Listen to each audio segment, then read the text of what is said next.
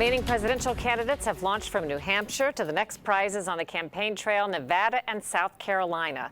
As the field narrows, the campaigns and their spending will become more fierce and focused. The making of the president in this election year will involve billions of dollars and some new political tactics. Last week, kingmakers from both political parties, Republican Karl Rove and Democrat Jim Messina, appeared together and gave their views on what's different about the 2016 race.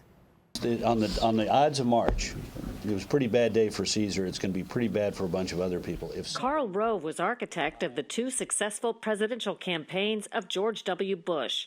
His super PAC, American Crossroads, hasn't formally committed to a Republican this election, but Rove has been a strong Jeb Bush supporter.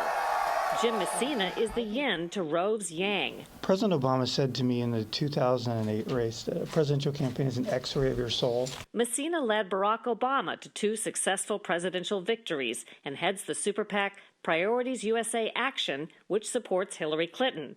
Together, the two represent tens of millions of super PAC fundraising dollars from individuals, special interests, and corporations. The money is used to support their candidate and attack their opponents. Before a recent town hall debate, the political foes sat down to talk politics and money.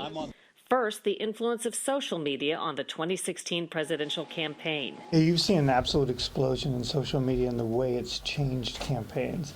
You know, I just ran a campaign for the Prime Minister of the United Kingdom. We won a surprising majority, and our research showed at the end social media was 7 times more effective than traditional direct mail, television, anything else. And it goes to one theory, and Karl and I both are seeing this in the presidential race as well. People are getting so much information, so much news. You guys are covering these campaigns ubiquitously that people start to look at their friends and family to help them figure out what to do in these sorts of decisions. President Obama in 2012 became the first incumbent president to win a majority of the undecided the final 2 days since Nixon in '72. When you ask people why they moved to Obama in the final 2 days, 86% of them said, because my friends and family talked to me about the campaign. And we did most of that on social media. Snapchat is now #1 with young Americans. Snapchat didn't exist during the 2012 Obama campaign, and it's now #1. And so I think what you'll see is the platforms continue to change, but what won't change is people getting involved with leaders they believe in.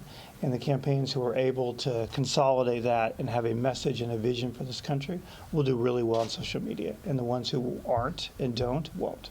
These are tools that are most successfully used in combination with other things. It's an avenue. It's not an end in of itself. It's a means to a goal, and that goal is to return to 1844.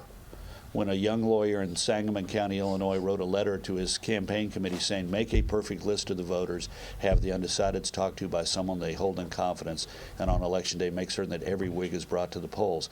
Abraham Lincoln was a pretty good practical politician as well as a president, and the important point was have the undecideds talked to by someone they hold in confidence, which is what social media allows us now to do in a powerful and broad fashion. Facebook would have just saved him some time. Though I'm not certain he had a face really made for Facebook. Right, it's true. Rove and Messina also addressed the delegates game. Some states are winner takes all, but under this year's Republican Party rules, more states are splitting delegates proportionally, which could make for a late decision on the nominee. We have a lot more states that are going to be awarding their delegates proportional, and this means the contest is, in my opinion, going to go on longer, probably all the way to the convention.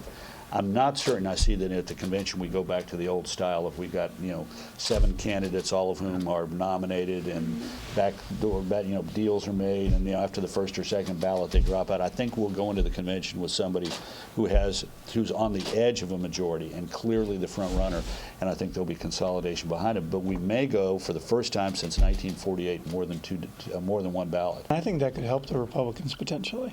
In 2008 there was lots of party elders talking about how bad it was that Obama and Clinton went to the very end and how difficult it could be for our general election chances. And the truth is the opposite was true. We ended up campaigning in all 50 states in the primary. We built organization. We figured out who the good volunteers are. We built better data. And we went into the general against McCain in a much stronger position. We're going to go through so many twists and turns and gyrations that it's going to make us all dizzy by the time we get to the Ides of March. And what about the Trump factor? Rove says Trump's second-place finish in Iowa was telling. He thought the rules didn't apply to him. So he dissed the last debate. He was bigger than that. He did not build a ground game in Iowa. I've said publicly it would make my lifetime if the Republicans would nominate Donald Trump. I'll do whatever I can to help. That would be true of Ted Cruz, too. Have at it. Unfortunately, God does not like me enough to give us Donald Trump. And I think you'll see him continue to sink in the polls. But the one thing we've seen so far is unpredictability. And all of us, both of us, would have thought he'd been, gone by now. When asked if a candidate can get elected without the backing of a super PAC, both men said no. Rove and Messina appeared at a town hall debate I moderated in Sarasota, Florida, to benefit the Ringling College Library Association. Still ahead on Full Measure, President Obama delivers his last budget to Congress. He may be a lame duck trying to lay a fiscal legacy. We follow the money and dig into what it means for you.